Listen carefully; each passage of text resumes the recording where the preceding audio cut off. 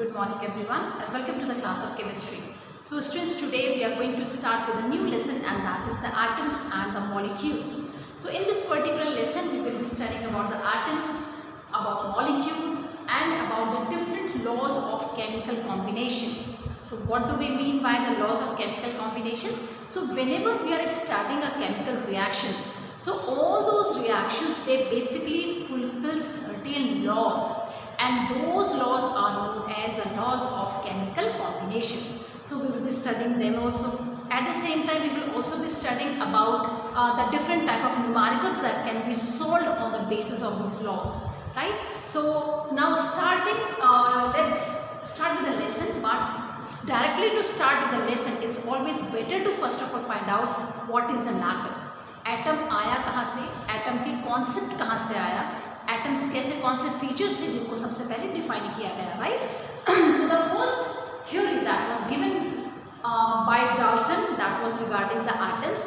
So I have written here four very important features of Dalton's atomic theory.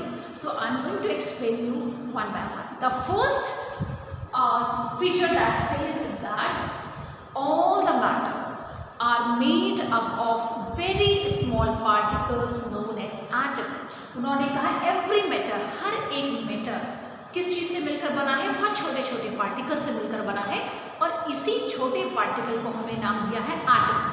As you must have seen in bio, you say the cells are the building block of the living organism. Similarly, the atoms are the building block of all the matters. So you can say that they are the one of which the matter is made up of, and they are very small in size.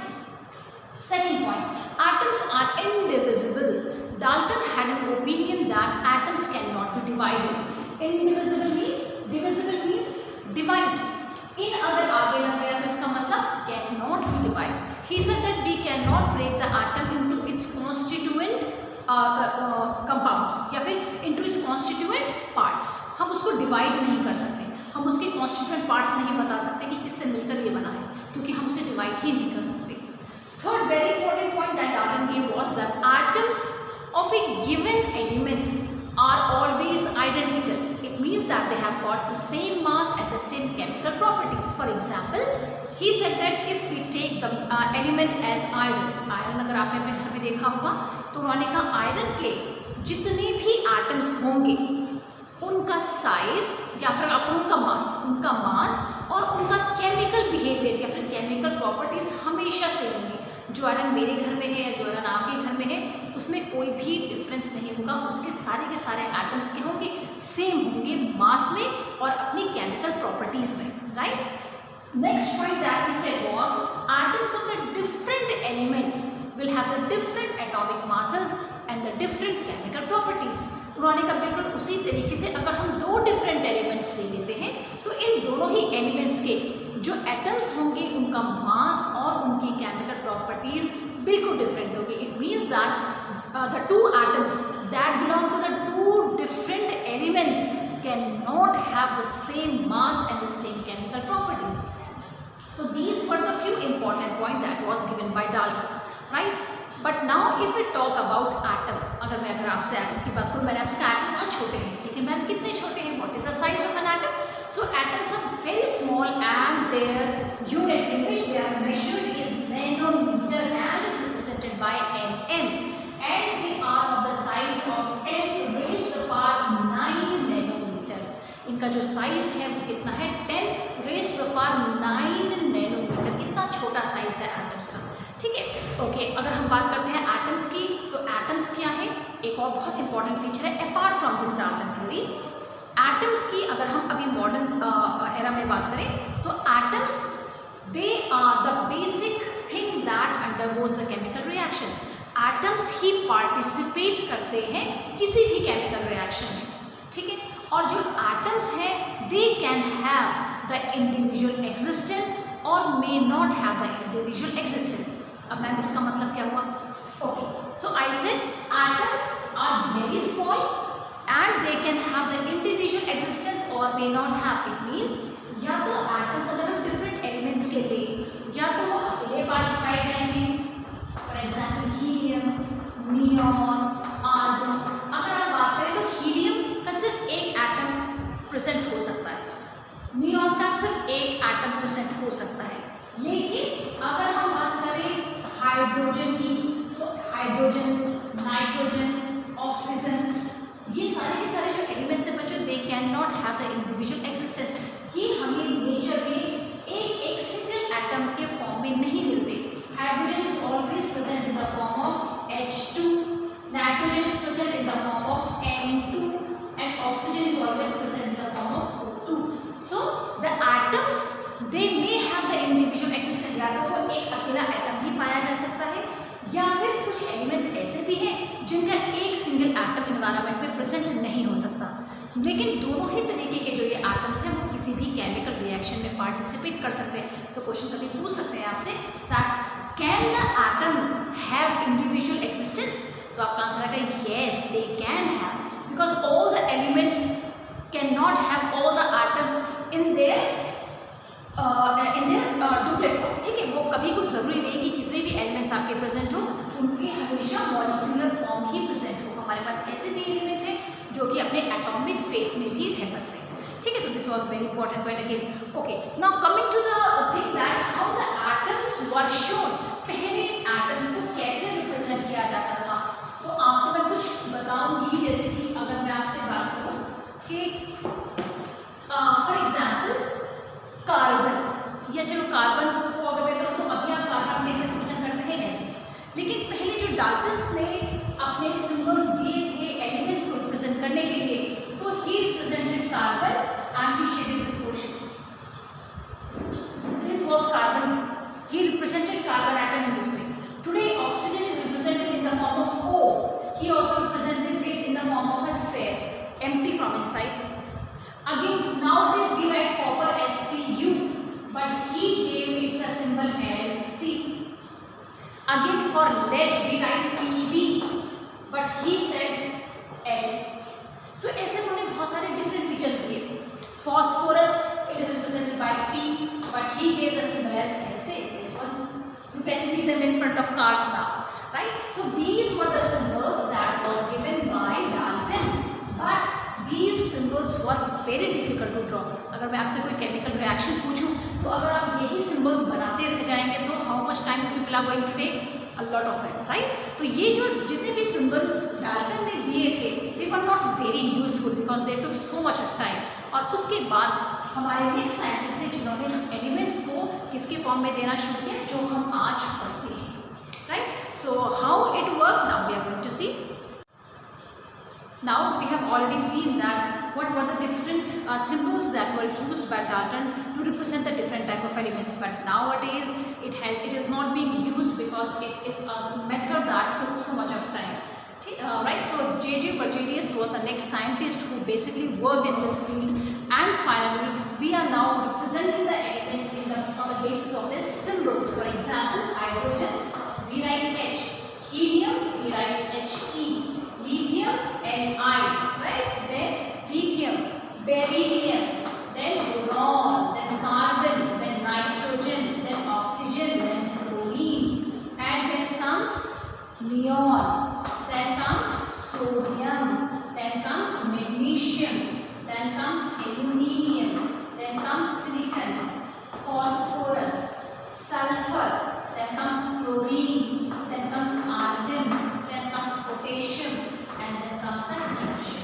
So how many elements are having? 1, 2, 3, 4, 5, 6, 7, 8, 9, 10, 11, 12, 13, 14, 15, 16, 17, 18, 19, 20. And these 20 elements are very, very important. And I have already told you to learn the atomic numbers of these first 20 elements, right? तो अब हम इस form में elements को represent करते हैं। Now coming to the next point is that atoms की बात होती है, but what about the atomic mass? If I ask you what is the atomic mass of oxygen, you will directly tell me ma'am 16. What is the atomic mass for carbon? 12. लेकिन ये आए कहाँ से भाई atomic masses? What was the origin of this atomic masses? हमें कैसे पता चला कि कार्बन जो है इसका एटॉमिक मास 12 होना चाहिए, जो ऑक्सीजन है इसका एटॉमिक मास 16 होना चाहिए? क्या हमने इन सारे एटम्स को मेजर किया है तब इसका एटॉमिक मास निकाला है? Now we are going to see that, that's going to be very interesting. So basically, as you already know that atoms are very, very small and therefore it was very difficult to find out the atomic masses of the atoms. इसके लिए हमने क्या किया बच्चों, we started to have a relative comparison. हमने relative atomic masses assign किए हैं different elements को. सबसे पहले हमने ऑक्सीजन एलिमेंट लिया था और हमने उसके थ्रू बाकी के एलिमेंट्स का रिलेटिव एटॉमिक मास निकाला. बट आफ्टर दैट हमने यूज़ किया carbon 12 and at present only carbon 12 has been use. हमने कार्बन 12 को फाइनलाइज किया और उस कार्बन 12 के बेसिस पर ही हम बाकी के एलिमेंट्स का रिलेटिव एटॉमिक मास मेजर करते हैं. So what does it mean ma'am? अब ठीक है, लेकिन इसका मतलब क्या हुआ? Okay, for this what basically scientist did was, उन्होंने एक कार्बन का एटम ले लिया और इस कार्बन का था कार्बन 12 आइसोटोप. कार्बन के भी आइसोटोप्स होते हैं, वो मैं आपको बताऊंगी आगे. तो उन्होंने कौन सा सेलेक्ट किया? कार्बन 12. अब उन्होंने इस कार्बन 12 के एक एटम के बच्चों 12 पार्ट्स कर दिए. काउंट कर लेना, माना मैंने इसके, उन्होंने इसके 12 पार्ट कर दिए. मेरे यहाँ से ज़्यादा हो गए पर 12 पार्ट्स कर दिए, राइट. और इस एक 12 पार्ट से, यानी कि आप इमेजिन कर सकते हो ये वाला पार्ट कैसे बनेगा, ये इसका पार्ट, जब हमने वन एटम के 12 पार्ट कर दिए, अब उस 12 पार्ट का मैंने एक पार्ट ले लिया. अब इस पार्ट से मैं लिख देती हूँ 1/12 पार्ट ऑफ कार्बन 12. इससे कंपेयर करा उन्होंने बाकी के एलिमेंट्स को. अब मैंने आपसे कहा ऑक्सीजन, या ऑक्सीजन का जो एटॉमिक मास है वो कितना है? 16. इसका मतलब क्या है? ऑक्सीजन का एक एटम इस वाले पार्ट से 16 टाइम्स हैवियर है. नाइट्रोजन हमने कहा इज 14. इट मीन्स नाइट्रोजन का जो एटम है वो इस पार्ट से 14 टाइम्स हैवियर है, राइट.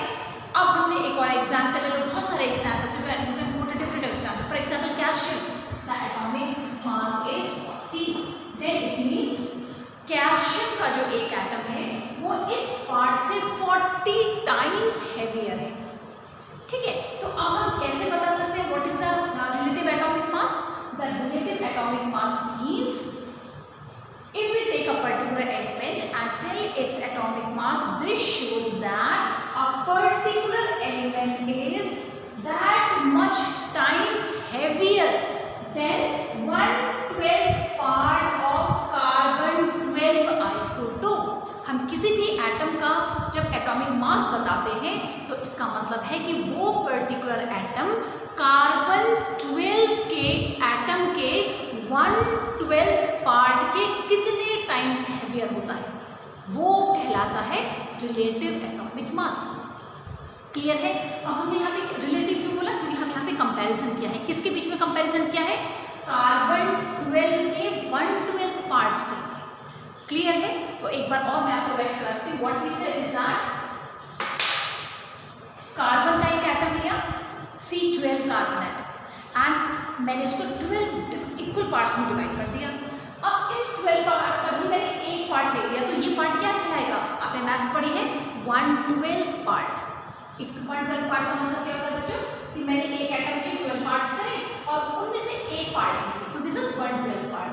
अब हमने इसको स्टैंडर्ड माना और बाकी सारे एलिमेंट्स को इससे कंपेयर किया, ठीक है. और उसने हमें हर एक एलिमेंट के एटॉमिक मासेस के बारे में बताया. So I hope it is clear to you that what we said, if we compare oxygen, it means that one atom of oxygen is 16 times heavier than 1/12 part of carbon 12. कितना easy है, बस आपने ये figure याद रखनी है. 1/12 part निकाल दिया, उसके नीचे 1/12 पार्ट लिखो. हर एटम को हमने इसी से रिलेट करके उसके एटॉमिक मासेस दिए हैं. तो पहले हम लिख लेंगे, अभी मैं लिख देते 16 AMU एटॉमिक मास यूनिट, लेकिन अब हम इसको रिप्रेजेंट करते हैं U से, एंड U मीन्स यूनिफाइड मास, ठीक है. तो अब क्वेश्चन आ सकता है, आपसे पूछ सकता है कि which has been taken as a standard for measuring the atomic masses of the different elements. So what you will say, the element that is used is carbon 12 isotope. Of how much part of carbon 12 isotope was taken for the comparison? 1 हमने कितने part से comparison किया है? Carbon 12 के 1/12 part से। हमने एक atom के 12 पार्ट्स करे, ठीक है। तो in this way we have come to know about the relative atomic masses. अब जब भी आपसे कोई कहे कि भाई इसका ऑक्सीजन का या नाइट्रोजन का क्या एटॉमिक मास है, तो फट से याद रखना कि हमने इसको मेजर नहीं किया, ऐसे तोला नहीं है हमने इसको। हमने क्या किया है? कंपैरेटिव स्टडी करी है ऑक्सीजन के एटम की, and then we have found that oxygen atom is 16 times heavier than 1/12 part of carbon 12 isotope. Now after that we have studied about atoms. Now let's go and see what are molecules, because three things that are very important to know: atoms, molecules and compounds. Now we are going to see what are molecules. See, very simple definition for molecules: whenever two or more atoms they combine, they result in the formation of a molecule. It means जब भी दो या दो से ज़्यादा atoms आपस में combine कर जाएं तो वो क्या बना लेते हैं? मॉलिक्यूल बना लेते हैं। There are number of molecules: O2, H2, Cl2, NH3, then O3 ozone, that you know, ammonia, NH3, methane, CH4, सारे के सारे क्या हैं? मॉलिक्यूल्स हैं। फॉर एग्जाम्पल अगर मैंने आपसे कहा oxygen, oxygen is O2, so how many atoms of oxygen can you see here? 2 atoms. How do I come to know? तो ये नीचे लिखा है, ये रिप्रेजेंट करता है एटम्स को, राइट? यानी कि ये 2 एटम्स हैं जो कि कंबाइंड स्टेट में प्रेजेंट है। बहुत जगह आपको 2O भी लिखा दिखेगा, यहाँ पर भी 2 ही एटम्स हैं ऑक्सीजन के बच्चों, लेकिन वो बॉन्डेड नहीं है, वो आपस में उन्होंने कोई बॉन्डिंग फॉर्म नहीं करी है। तो कभी भी अगर ऐसा लिखा हुआ आएगा तो आप कहोगे मैम इसमें भी 2 एटम्स ऑक्सीजन के हैं तो ये मॉलिक्यूल है। नो, इस वाले O का मतलब 2O का मतलब है ऑक्सीजन के 2 एटम्स जो कि अलग अलग हैं, वो अभी कंबाइन नहीं हुए, तो ये कभी भी मॉलिक्यूल नहीं कहलाएगा। What we are going to write? O and then नीचे 2। इसका मतलब है 2 एटम्स जो थे ऑक्सीजन के, उन्होंने आपस में बॉन्डिंग बना ली है, राइट? उन्होंने एक बॉन्ड फॉर्म कर दिया है, वो आपस में आके एक बॉन्ड फॉर्म करके एक मॉलिक्यूल बना चुके हैं। Again, what else can you see? For example, ammonia, NH3. How many atoms can you see? Ammonia is also a molecule. How many atoms can you see? We will count that. 1 nitrogen and ये 3 जो है hydrogen के नीचे लिखा है, तो ये सिर्फ हाइड्रोजन के लिए काउंट होगा। तो ये नाइट्रोजन के लिए आप काउंट नहीं करेंगे। तो नाइट्रोजन का 1 एटम है, and for hydrogen how many atoms? 3 atoms. So total कितने हो गए? 4 एटम्स। तो यही क्या है? मॉलिक्यूल है। So what we said, whenever the 2 or more atoms they combine, they result in the formation of a molecule. Now on this basis, one more term is there, and that is known as atomicity. Atomicity का मतलब मैंने यहाँ पे लिखा है, that is the number of the atoms in a particular molecule. यानी कि atomicity हमें ये बताती है कि किसी भी molecule में atoms के number क्या है। तो अब कितने तरीके की एटॉमिसिटी हो सकती है? Mono atomic. मोनो का मतलब मोनो मीन्स 1 एटम। तो वो कौन कौन से हैं? मैंने अभी आपको बताया था, हीलियम है, नियॉन है, आर्गन है, ये सारी इनर्ट गैसेस है और ये हमेशा एटॉमिक फॉर्म में पाई जाती है, mono atomic form. Again di atomic, di means 2, it means जहाँ पे 2 एटम्स हों, तो H2, O2, N2, Cl2, ये है सारे di atomic molecules. Tri atomic, tri means 3, atomic means atom से मिलकर बनने वाला molecule. So we have what? Ozone, O3, we have carbon dioxide, we have nitrogen dioxide, ये सारे क्या है? Tri atomic. तो इस वर्ड से ही याद रखिए, tri means 3, atomic means atoms, यानी कि the molecule which is formed by 3 atoms. Again tetra atomic molecule, tetra means 4, atomic molecule means the molecule that is made up of 4 atoms. So P4 phosphorus molecule, इसके molecule को बनने के लिए आपको phosphorus के 4 atoms चाहिए होते हैं। Similarly H2O2 hydrogen peroxide, so how many atoms? 2 of hydrogen and 2 of oxygen, so total how many atoms? 4 atoms. Again polyatomic, see poly means whenever in a molecule more than 4 atoms are present, then that will be known as the polyatomic. 1 2 3 4 तक तो हमने categorise किया mono, die, try, tetra, लेकिन जैसे ही 5 6 7 होंगे तो अब हम पेंटाहेक्सा नहीं बोलेंगे, हम सीधे क्या कहेंगे? Polyatomic molecule. तो ये आपको याद रखना है बच्चों, poly means more than 4 atoms. So methane, how many number of atoms? 1 of carbon and 4 of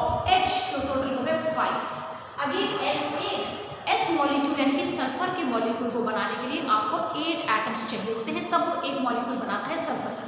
so in this way we can find out the atomicity. So question can be asked to you, what is the atomicity of oxygen? तो आप क्या लिखेंगे, what is the atomicity?